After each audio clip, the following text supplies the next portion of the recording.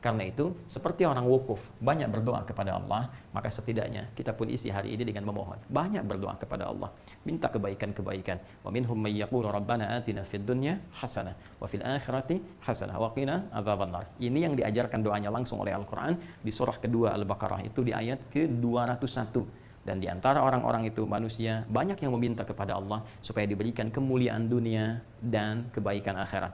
Maka mohonlah kepada Allah segala kemuliaan-kemuliaan di dunia ini supaya mata kita menatap yang mulia, sehingga kaki kita, supaya harta kita diberikan kemudian keberkahan oleh Allah, supaya pekerjaan kita dimudahkan tapi yang bermanfaat untuk akhirat kita, melipat gandakan pahala-pahala kita. Isi banyak dengan doa. Kalau ingin lebih spesifik, puncak ibadah haji yaitu wukuf di Arafah.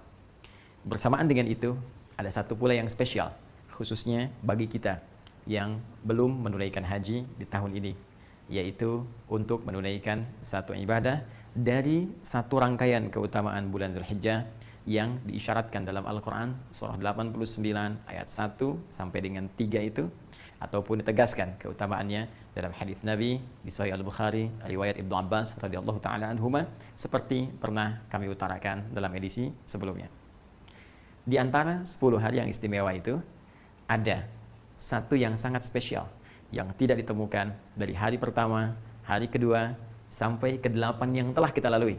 Tapi hari itu akan tiba tepat saat kita berada dalam program ini, saat kami sampaikan tausiah pada kesempatan kali ini, yaitu hari ke-9 di bulan Dzulhijjah yang langsung narasinya disampaikan oleh Nabi SAW yang mengandung banyak keistimewaan dan kemuliaan. Nabi pernah memberikan informasi kepada kita semua sejak kurang lebih 14 abad yang lalu bahwa hari ini menjadi spesial dengan satu ibadah yang sangat spesifik yang disebut oleh beliau dengan siyam, menunaikan siyam, puasa yang ditunaikan sesuai dengan ketentuan syariat. Beliau mengatakan, siyamu yaumi arafata anni ahtasibu 'ala Allahi ay yukaffira al-madiyah wal baqiyah. Dalam riwayat lain, an yukaffira sanatal madiyah wal baqiyah. Sungguh puasa yang ditunaikan di hari yang bertepatan dengan momentum Arafah, aku berharap pahalanya di sisi Allah Subhanahu wa taala bisa menggugurkan dosa-dosa setahun berlalu dan menjaga dari perbuatan dosa setahun yang akan datang. Teman-teman sekalian, hari ini menjadi spesial dalam uraian hadis Nabi SAW karena tanggal 9 ini disebut oleh Rasulullah SAW bertepatan dengan momentum Arafah, saat para jemaah haji menunaikan prosesi wukuf sebagai rangkaian puncak haji yang ditunaikan dan menjadi inti dari penunaian ibadah haji dari sekian rukun yang harus kemudian diikuti. Di sini Nabi SAW memberikan arahan kepada kita dalam momentum ini. Kita diminta oleh Rasulullah untuk menunaikan ibadah spesifik berupa siyam.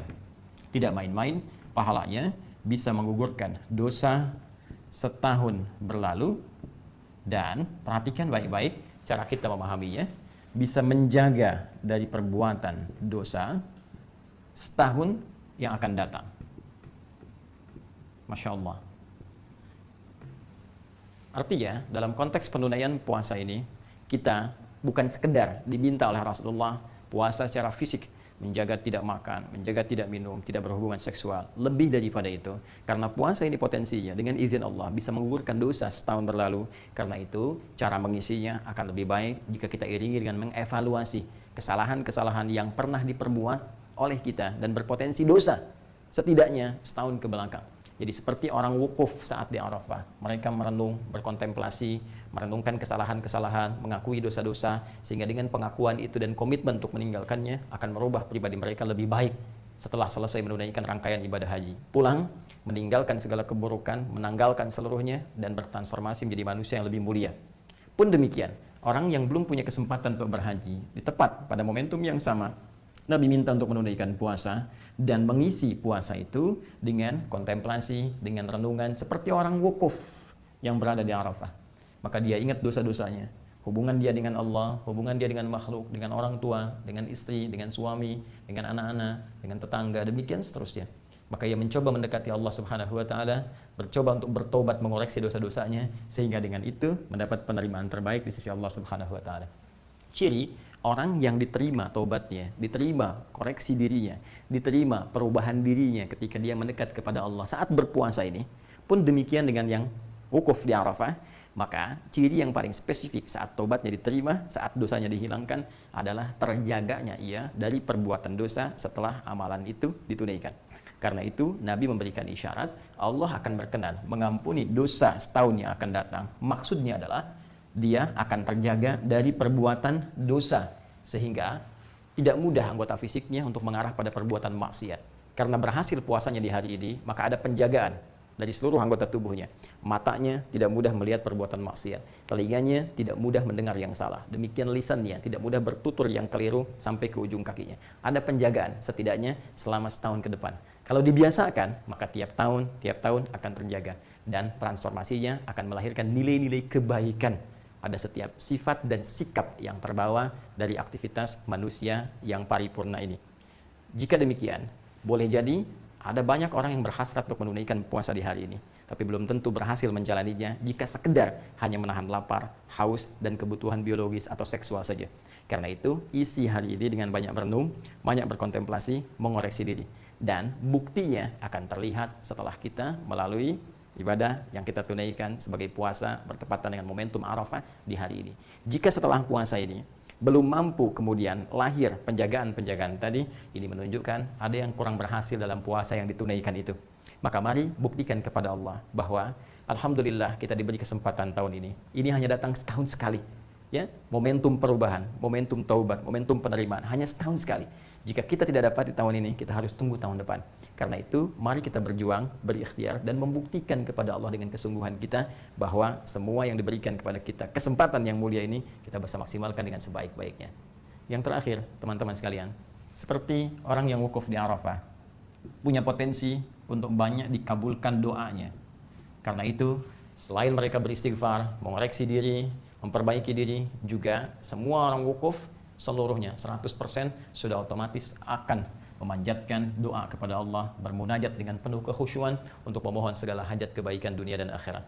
Pun demikian, hari ini momentumnya diserupakan oleh Nabi Shallallahu Alaihi Wasallam, esensinya dari segi esensi seperti orang wukuf di Arafah. Nabi bisa mengatakan puasa pada tanggal 9 Dzulhijjah, puasa di hari ke-9-nya. Tapi Nabi menegaskan siyam yaumi Arafata, puasa yang bertepatan dengan momentum Arafah, di hari saat orang wukuf di Arafah. Karena itu, seperti orang wukuf banyak berdoa kepada Allah, maka setidaknya kita pun isi hari ini dengan memohon, banyak berdoa kepada Allah, minta kebaikan-kebaikan. Wa minhum may yaqulu rabbana atina fid dunya hasanah wa fil akhirati hasanah wa qina adzabannar. Ini yang diajarkan doanya langsung oleh Al-Qur'an di surah kedua Al-Baqarah, itu di ayat ke-201. Dan di antara orang-orang itu manusia banyak yang meminta kepada Allah supaya diberikan kemuliaan dunia dan kebaikan akhirat. Maka mohonlah kepada Allah segala kemuliaan-kemuliaan di dunia ini, supaya mata kita menatap yang mulia, sehingga kaki kita, supaya harta kita diberikan kemudian keberkahan oleh Allah, supaya pekerjaan kita dimudahkan tapi yang bermanfaat untuk akhirat kita,